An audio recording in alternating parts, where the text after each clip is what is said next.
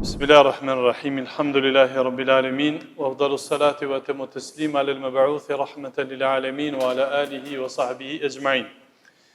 Falenderojmë Allahun e Madhërisht, salavatën me pejgamberin alayhis salam, familjen e tij, shokët e tij dhe të gjithë ata që pasojnë dhe ndjekin rrugën e tij deri në ditën e gjykimit. E me pastaj të ndershëm vëllezër të pranishëm, mirë se takohemi në xhuman e parë të këtij muaji begat, muajit Ramazan. Lusim Allahun xhel xelaluhu për pranim të veprave për vetvete për ju dhe gjithë muslimanët ka do që janë.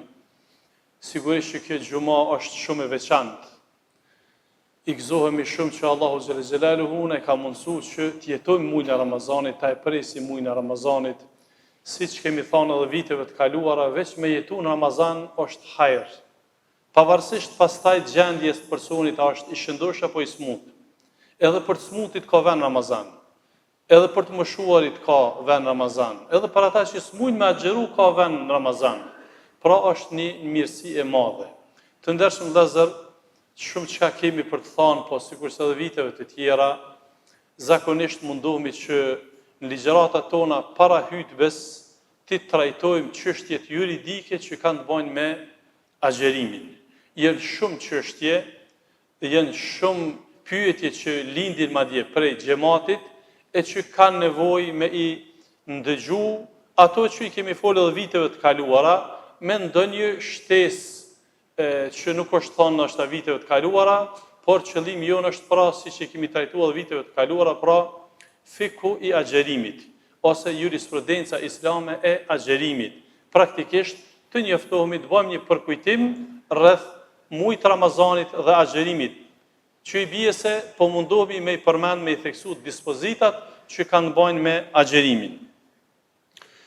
Sa i përket vlerës së muajit Ramazanit nuk do të ligjëroj tani sepse po ligjërojmë para namazit të teravive, të yatsis, edhe pas drekës. Prandaj nuk do të flas për vlerën e muajit Ramazanit sepse koha nuk më premton që t'i trajtoj të gjitha dimensionet që i takojnë. Mirë po mundohna me u marr drejt për drejt me citatet e pastaj me nxjerr disa vlera dhe dispozita. Citate 183 në kapitullin e 2 në Kur'an suratul Beqara, Allahu xhelle xhelaluhu përcjell mesazhin universal për robët e tij që ta agjerojnë. Thot Allahu xhelle xhelaluhu: "Ya ayyuhalladhina amanu kutiba alaykumus siyamu kama kutiba alal ladhina min qablikum la'allakum tattaqun." O ju besimtar, u është bërë obligim agjerimi muajit Ramazanit, është shkruar, është obliguar juve Ramazani, agjerimi, ashtu si që ka qenë obligim edhe për gjeneratat para juve, me qëllim që të bëheni të devotshëm, me qëllim që të bëheni të përkushtuar. Që kjo ajet të vëllezër kisha me parashtu këtë një pyetje. Nëse unë ju kisha pyet juve si xhamat, a e dini përmend çita ajet? Jemi bindur që minimumi 100 herë, po them minimumi në Ramazanin dëgjoni 100 herë. A keni mujtë me mësu përmend çita ajet? Për shembull si xhamat që agjeroj që 20 vjet, 30 vjet, vinë xhami, një ajet agjerimit vëllezër, për atë arsye unë dhe xhallar tjerë, në gjuhën arabe i përkujtojmë, me mojt men, sepse me ta falesh, veç me çita ajet e fal një rekat. Përveç që është dispozit, e mësojmë një dispozit, një ajet, për nuk është të thonë veç ta e citojmë, synimi jonë, pra si xhallar, me citu në gjuhën arabe është që xhamati edhe me mësu. Ja ayyuhalladhina amanu kutiba alaykumus siyamu kama kutiba alal ladhina min qablikum la'allakum tattaqun. Po një minutë do të mësoj çka. Unë po besoj që ka për juve që 20 vjet e dëgjon vazhdimisht çita jetë. Pra mësoni. Inshallah të pak një jetë hedije që ky citat në këtë muaj në Ramazan. Nga ky citat të vëllezër nxjerrmi shumë. Fillimisht e nxjerrmi historikun e agjerimit. Agjerimi për fillimisht e dini që është shtylla, një prej 5 shtyllave të Islamit, renditet pas zakatit. Dhe historikisht agjerimi ka qenë vëllezër pjesë e pejgamberëve të mëhershëm, sepse Allahu në këtë citat po e dëshmon, u është obligu juve agjerimi siç ka qenë obligim edhe para juve, me forma të tjera, por ka qenë prezent. E përshkruan pastaj qoftë që e thekson Allahu xhelle xhelalu në Kur'an në mënyrë indirekte ose drejt për drejt I ka folë pejgamberi alayhis salam për disa nga pejgamberët, sikur që është agjerimi I Davudit alayhis salam, agjerimi I Musait alayhis salam e kështu me radhë. Por historikisht edhe njerëzit kanë agjeru. Është shënuar në për libra të hershme edhe të mëvonshme në historiografi njerëzore se kanë agjeru popujt të ndryshëm, kinez të vjetër, egjiptasit të vjetër, jo sikur se agjerojmë ne. Mirë po kanë pas ditë ose momente që kanë abstenu e që thuhet se agjerimi ka qenë pjesë njerëzore. Këtu po du me nxjerrë një dobi të kohës, jashtë aspektit fetar, në aspektin shkencor. Pra, sikur se unë edhe ju, lexoni dhe ndëgjoni deklarata të mjekëve botëror, të institucioneve, OBSH-ja dhe të tjerë që flasin për vlerën e agjerimit. Jo të mujtë Ramazanit, vlerën e agjerimit. Madje në këtë kohë, shumë studiues botëror, jo musliman, e konsiderojnë që agjerimi do të jetë pjesë aktive e njeriut. Po flasin shkencëtar, jo musliman. Flasin që minimumi 2 herë në javë me agjeru. Është mirë për trupin. Pra, ata flasin nga aspekti trupor, shëndetësor, fizik, mental, e kështu me radhë. Që I bie se njerëzit, pra, kanë ardhur në përfundim studiusit, shkencëtar. Kur themi shkenca, gjithmonë kemi definu na jemi shkenca. Shkenca nuk është abstrakte, ka thonë shkenca, po thot shkenca. Thonë njerëzit, studiusit, kanë ardhur në përfundim që agjerimi do të jetë pjesë aktive e njeriut. Për atë arsye vëllezër, muaji I Ramazanit është domosdoshmëria jona, përveç që është ligji I Allahut. Është shumë I nevojshëm për neve që do të shpjegojmë vazhdimisht dhe shpjegojnë hoxhallarët për arsye të ndryshme dhe motive të shumta. Është obligu muaji I Ramazanit të ndershëm vëllezër në vitin e 2 Hijri, kur është shpërngul pejgamberi alayhis salam, mirë po ka agjeru pejgamberi alayhis salam edhe para se mu bë pejgamber. Praktikisht kanë agjeru Kureshit, paganët kanë agjeru ditën e Ashurës, agjerimi ka qenë prezent, ka agjeru edhe vetë pejgamberi pas pejgamberllakut, pas u bë pejgamber ditën e Ashurëve. Prandaj themi përfundimisht që historiku I agjerimit që e kemi në muajin e Ramazanit ka kalu në 3 etapa. Etapa e parë ka qenë etapa e përzgjedhjes. Kush ka dashur ka agjeru, pra fjala, në vitin e 2 Hijri kanë ardhur argumentet që është bë farz agjerimi. Mirë po ka kalu në për periudha. Jo për një herë çështë agjerim sot. Periudha parë ka qenë periudha e përzgjedhjes. Kush ka dashur ka agjeru, dhe ai që nuk ka mujtë ose nuk ka dashur me agjeru, ka bë shpagim, ka ushqyer të varfër. Thot Allahu xhelle xhelalu, wa 'ala alladhina yutiqunahu fidyatun ta'amu miskin. Ata që I mundon agjerimi paguajnë fidje, pra ushqjen të varfër. Që kjo ka qenë fillim. Pastaj është abrogu, është fuqizu ky vendim, ka ardhur vendimi I dytë, citati pas tij, që të shfuqizohet mundësia e përzgjedhjes. Po duhet me agjeru ata që janë moshën madhore dhe qëndrojnë mirë me shëndet. Thot Allahu xhelle xhelalu, "Faman shahida minkum ash-shahra falyasum." Ai që jeton këtë muaj, e prezanton këtë muaj, e mërrin këtë muaj, le ta agjeron. Etapa e tretë që s'ka të bëjë me formën, por ka të bëjë me një lloj pengese, ka qenë se kur ka ardhur koha e iftarit, pra këtë janë fillim të obligueshmërisë të agjerimit, kur ka ardhur koha e iftarit, ai që s'ka pas mundësi me bë iftar dhe e ka zonë gjumi para se me hap iftarin, ai s'ka pas drejt me prishmo, me hangër dhe me pi deri të nesërmen. Dhe ka qenë një ngarkesë. Pastaj është fuqizu edhe ky citat me citatin kuranor, "Uhilla lakum laylatus siyami ar-rafathu ila nisaikum." Juve ju ka leju nata e agjerimit, madje edhe t'ia afrohuni grave t'juja. Pra ju ka leju nata që I bie, si t'hin përëndimi I diellit, ti, pra si të përëndon dielli, ku akshamit, ki të drejt me hangër, me pi edhe çdo gjë që është halal për ty, e ki të lejushme. Tani, a han me një herë, ti bën iftar me një herë, a bën ma vonë, është e drejtë e jotja. Pra, kuptimi I përgjithshëm, ani pse nuk është për preferencave me vonu iftarin. E dini që ka sugjeru shumë pejgamberi alayhis salam, pra në ka tregë vërejtin që mos e shtyni, mos e vënoni iftarin, edhe shtyni syfyrin deri në fund. Pra, shtyni deri në fund syfyrin, po iftarin në kohë. Sidoqoftë që të jenë periudhat që historikisht ka kalu agjerimi në to. Citati i radhës, citati 184, që pjesërisht veç i preka disa gjëra, fillon me fort tash për dispozitat. Allahu xhalla xhelalu thot: "Ayyaman ma'dudat." Muji i Ramazanit është ditë numëruara. Pra, sikur këtu përcillet një mesazh vëllazër, un po munduam me bëni kuptim të përgjithshëm. Sikur përcillet një mesazh, mos ja baj gajle ti ditëve. Ditë kanë me hec, që dita dytë sot. Shkojnë ditë, kalojnë ditë. Ditë shkojnë shpejt, madje kjo është fjalë që e thonë gjithë ata që kanë agjëruar se 30-40 vite, 50 vite, shpejt po shkon, shpejt shkoj, pra mos u merrti me ditë, mos i numëro ditë, por merru me vlerën që grumbullon brenda këtyre ditëve.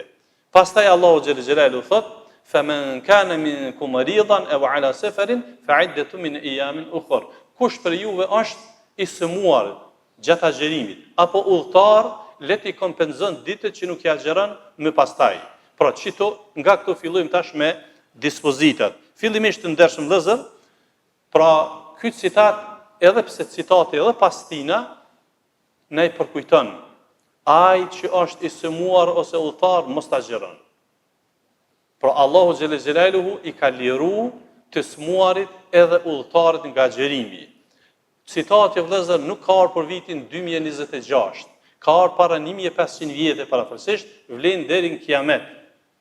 Pra, Allahu është i urtë në dispozitat e tija.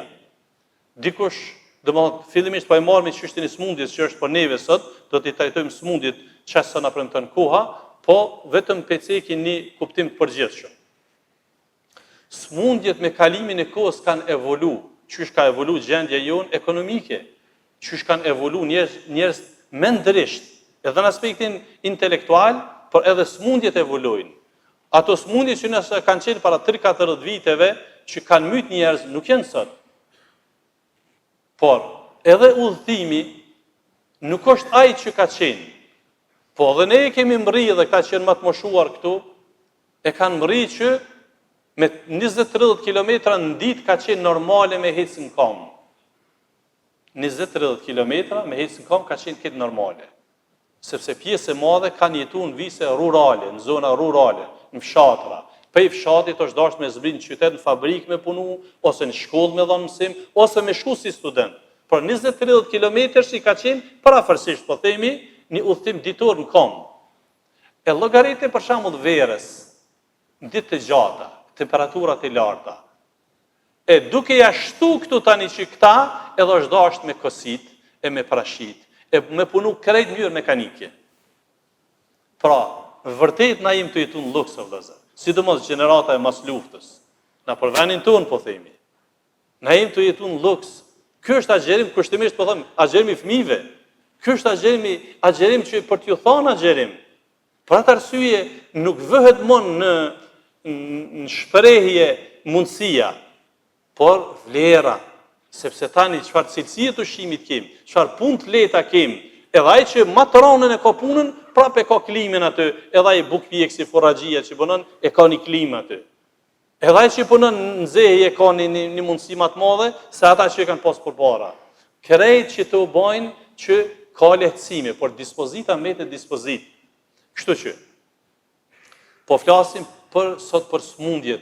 Çka quhet smundjet që lirohet, edhe cila është smundja që duhet më ndërprej agjerimi me te. Unë kam përmbledh mendimet edhe i kam përmbledh jo vetëm mendimet selektive dietarëve, po të qendrave studimore, botërore që flasin për këtë çështje me qëllim që na të vijmë në përfundim. Cilit janë personat e smuar që konsiderohen pjesëmarrës aktiv në këtë citat kuranor? Smundja e cila e rëndon agjerimin, hyn qita jetë. Smundja që e rëndon agjerimin, hyn këta jetë, pra ai lirohet për agjerimit. Pastaj, smundja që me agjerim e shton smundjen, edhe ai hyn këtu. Është i smut, po kur ta agjeron, i shtohet smundja, e prish agjerimin. Pastaj, Smundja që agjerimi e vënën shërimin. Mos me agjeru, shërohet ma shpejt. Me agjerim, vënohet, hinë qita jetë. Llogaritni vëllezër, sa preciz juristët, dietarët islami kanë trajtuar këtë çështje. Me vëmendjen dëgjoni. Se shpesh herë ne pra e mundojmë vetin më tepër se sa që kërkohet. E si rezultat, për shembull, dikush e ka gripoza, gripet që janë sezonale ose natyrshme, dikon e mundojnë më shumë, dikon më pak. Pra, ne po e marrim më të voglën, se për te gripit agjerimi prishet. Po ne po e marrim gripin, e kanë trajtuar dietarët, një smundje gripoze e cila e mundon agjerusin, sa që ai nuk mundet më falë në kam. Jo thot se prishën. Po ti me ajet Kuranit je i lirun.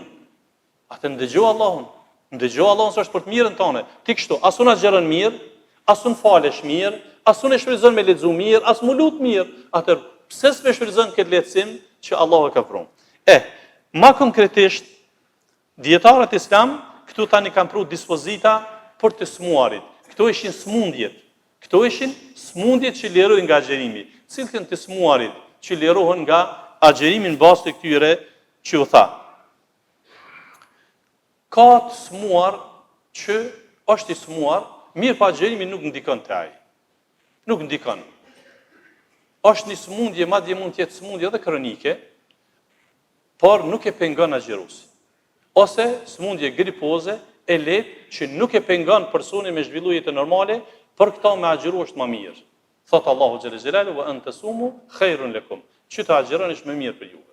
Pra, ka një smundje të lehtë që nuk e pengon zhvillimin e jetës normale, pra në këtë rast je prioritet agjerimi. Pastaj smundje po ka një e ndin smundjen, po nuk e mundon personin me agjerim. Smundje, por personi që është të agjeru nuk e mundon. Amo e ndin smundjen, e ndin dhimbjen, e ndin vështërsin. Këtu dietarët islam thonë është me kruh, e papëlqyeshme me agjeru. Pse? Smundja është e ndin atë, e ki një farë rëndimi. Pra, është e papëlqyeshme me agjeru dhe ju kanë interferu shumë, ose ju kanë referu shumë citate kuranore. Thotë Allahu xhelle xhelalu në suratul Hajj, "Wa ma ja'ala alaykum fi d-dini min haraj." Allahu nuk ju ka bë asgjë vështërsi në fe. Me qitë citat kuranor, dietarët kanë nxjerrë shumë dispozita. Pra, çdo gjë që ti njihesh i rëndum me çat ibadet, ndryshohet. Për shembull, e marrmi namazin. Normal, do të më falën kom. Në momentin që fillon hub ekuilibri, shkurt balancimi, falë ul. Ja unë s'falën ul, ja falën kom, ja s'falën hiç. Ka edhe kësi. Ja, do më thonë, unë ja agjeroj, ja nuk e kam kështu herë prishje, jo në du të më përshtat me ligjet e Zotit. Sepse ligjet e Zotit nuk kanë ardhur me dëmtu shëndetin tonë. As gjendjen tonë mandje, po kanë ardhur me rregullu atë. Pra, kur gjë nuk privohesh ti, nëse nuk mundesh me agjeru një ditë, 2, 3. Kur gjë nuk privohesh, kur gjë nuk e prishte Zoti raportin, madje vish e rregullon se ti e ke ndëgju fjalën e Zotit. Zoti po thotë prishe, jo hoxha. Zoti po thotë prishe. Pra ti ki mundësinë e lutjes, e ki mundësinë e namazit, e pastaj pas Ramazanit je mirë, e kompenzon çati. Si je mirë, pagun, thjesht pa komplikime. Dhe e treta është smundja e tretë, smundja që e dëmton personin kur është duke agjeru, e dëmton skajshëm. Ky e ka rrepsisht ndaluar me agjeru.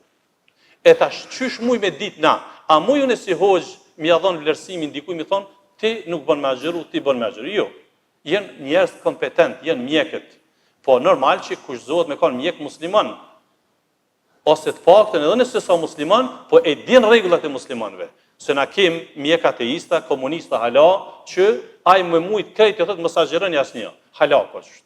Fatkeqësisht, po thon mas krejt kësaj të mire që ka arqe që 40 vjet gati që ra komunizmi, hala sun po kfjellën ata. Hala janë me atë historien, ju kanë ardhur ora para 50 vjet atyne. Hala agjerimin e konsiderojnë marrë për monotoni, e namazin, e ata nuk bëmin ndëgju. Ata mjek nuk bëmin ndëgju. Por asnjë sa nuk bëmin ndëgju. kërkoj shumë mirë kuptim, por dispozitat nuk mirën për aty në mjekëve. Mirën për mjekëve, madje edhe që janë hiç musliman, po janë objektiv. Janë krishterë, çifut, pagan, ama është objektiv. Ai din rregullat e agjerimit muslimanit, dhe po ti nuk bën me agjeru, sepse e dëmton, ose po ti bën me agjeru se nuk dëmton. Kaq. Pra, ky është rregulli kryesorja, xhamatliu i interferohet mjekut. Për me vërtetu sakt, a bën unë me agjeru apo jo, por unë po i përmendni vetëm argumentet. Allahu xhela xhelal në surën Nisa, citatën 29 thotë: "Wala taqtulu anfusakum inna Allaha kana bikum rahima." Mos e mytni vetveten, mos e shkatroni vetveten se Allah është i mëshirshëm për juve. Pra, mos e dëmtoni vetveten me agjerim. Allah thotë unë ta kum bë obligim, po ju për ty. U kry puna jote. Pra, për të moshuarin, ti ke agjeru. Edhe nëse s'mund me agjeru, ty të hec ora. Te Allah të hec ora me njetë.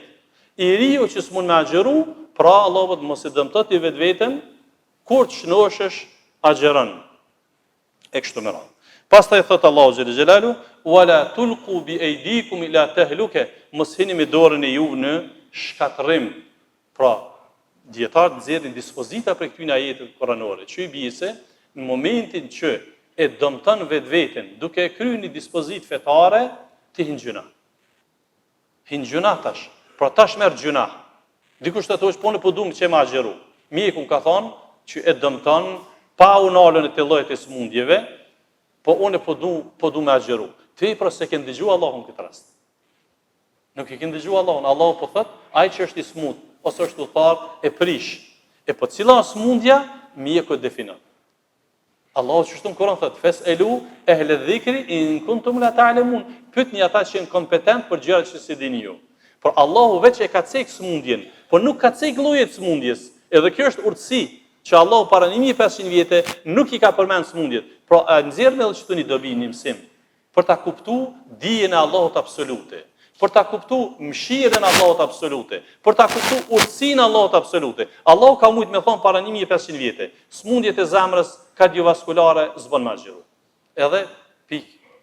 Llogarit sa smundje kemi që 1500 vjetë. S'ka thon kështu.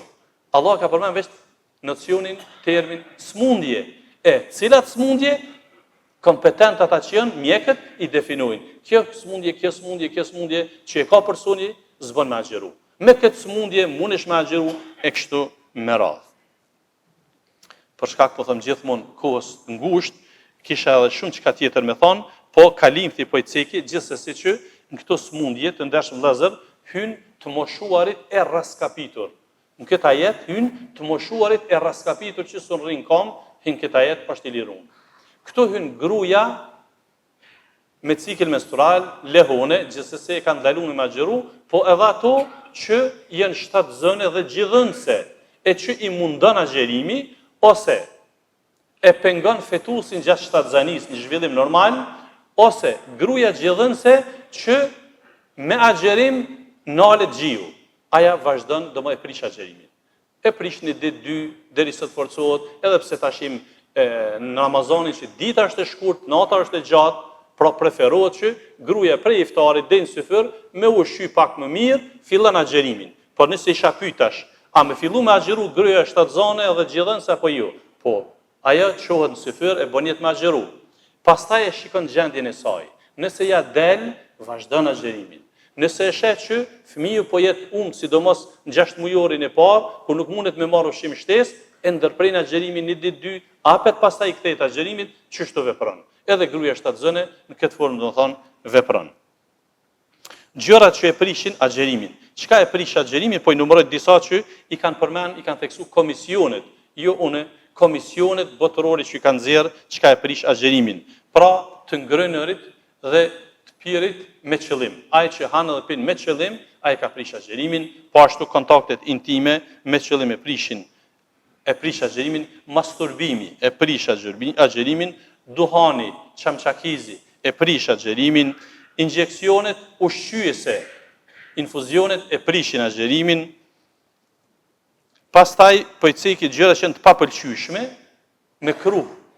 E papëlqyer është në Ramazan o vëllezër, kur të marrni abdes ose gusëll me ngreh ujin shumë në hunë. Ju di që prej sunetit është, jashtë Ramazanit, kërësim të agjeru, sa ma fell me të hek ujnë në hunë. Në agjerim, një mesatare. Po edhe nëse ndodhë që i shkon diku ujtë e poshtë, të ngre ujtë, nuk e ka prish agjerimin. Po, është një vërejtje. Me kruh është e papëlqyer kjo.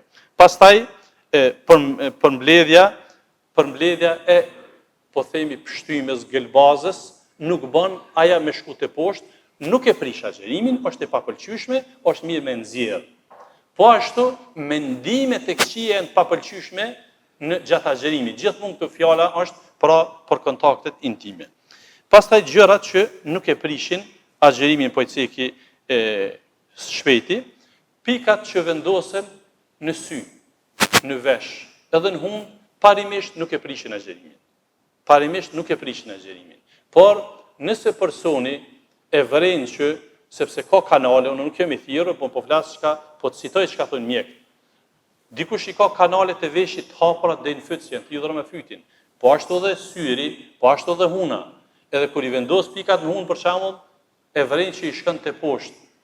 Është mirë nëse ka mundësi ky person me përdor pikat për hunë, sy, vesh, mas iftarit. Kjo është më e mira. Nëse ka detyrueshme, atëherë e ruan pozicionin që mos më shku te poshtë. Por nëse e nin që i ka shku diçka, nuk u prish agjerimi. Nuk u prish prap agjerimi, por që truhet është më mirë. Hapat në gjuhë, që i përdorin për hipertension, nuk e prishin agjerimin, por nuk e çon te poshtë grumbullimin e pshtymës lëngut, e nxjerr jashtë, masi shkrihet hapi në gjuhë, ata që kanë hipertension, do thotë që i paraqitet aty për aty, do thotë i lejohet me e përdor. Supozitor, çfarë do lloj supozitori që përdoret, do thotë nuk e prish agjerimin. Po ashtu pastrimi lejohet gjatë ditës kur jemi agjerueshëm. Marrja e gustit, pastrimi i trupit nuk ka kurrë problemi. Po ashtu pastrimi i dhëmbit edhe nxjerrja e dhëmbit nuk e prish agjerimin. Edhe pse preferohet më mirë pas iftarit, nëse është mundësia. Pas iftarit o më mirë me pastru dhëmbin ose me nxjerr. Po nëse është e pamundur ose për shkaqe shëndetësore, lejohet edhe me agjerim, nuk e prish agjerimin. Injeksionet, pra që nuk janë ushqyese, nuk e prishin agjerimin, se këto më shumë t'i pyetemi për injeksionet, domethënë vazhdimisht, por nuk e prishin agjerimin. Inhalimi po ashtu nuk e prish agjerimin, gazi ose oksigjeni që mirret nuk e prish agjerimin, anestezioni lokal nuk e prish agjerimin, ndërsa për anestezionin e tërësishëm ka mendime të ndryshme, por ai që hin operim dhe do thotë përdor anestezionin e tërësishëm i bie që hu vëmendjen dhe natyrisht që e prishet agjerimi, çat ditë e kompenzon. Biopsia nuk e prish agjerimin, vjedhja, kthimi spontan nuk e prish agjerimin, me përjashtim të atij që e imponon kthimin, vjedhjen. Çito ishin disa prej, do thotë, prej gjërave më kryesore që i kanë përmend dietarët islam, edhe insulinën, do të thonë, përdorimi i insulinës nuk e prish agjerimin. Mbetet çështja e dhënies së gjakut. Me këto po përfundoj. Dhënia e gjakut për analiza nuk e prish agjerimin. Hijamja, sipas mendimit më të saktë, nuk e prish agjerimin, po është më mirë me lënë mas iftarit, sa është një lloj dobësimi. Kurse dhurimi i gjakut, parimisht ai që ka me dhuru gjak, parimisht është mirë me lënë mas iftarit. Me përjashtim të dikujt që e ka të detyrueshme për mja pështu jetën dikujt, lejohet me dhënë gjak. Por nëse personi dobësohet aq shumë sa që e hub kontrollin, e prish, çat ditë e kompenzon. Për atë arsye, pra këto janë mendimet të komisione, po themi, nuk është mirë prej vullnetit me dhënë gjak gjatë agjerimit. Nuk është mirë me dhuru gjak gjatë agjerimit. Me përjashtime, po themi, kur personi e ka detyrueshme me pështu jetën e dikujt, lejohet me dhënë. Nëse është i fortë, vazhdon agjerimin. Nëse dobësohet dhe ka frikë për vetveten, e prish, çat ditë e kompenzon. Këto janë disa prej atyre gjërave që i cekin dietarët islam. Allahu i pranoj për neve dhe juve të gjitha veprat e mira. Allahu na i rujt mirësitë, vlerat. Allahu i shpërblet për vëmendjen dhe dëgjimin. Dashur Allahu xhel xhelal, të vazhdojmë këtë ligjërata në javën e ardhshme. Elhamdulillahi rabbil alamin.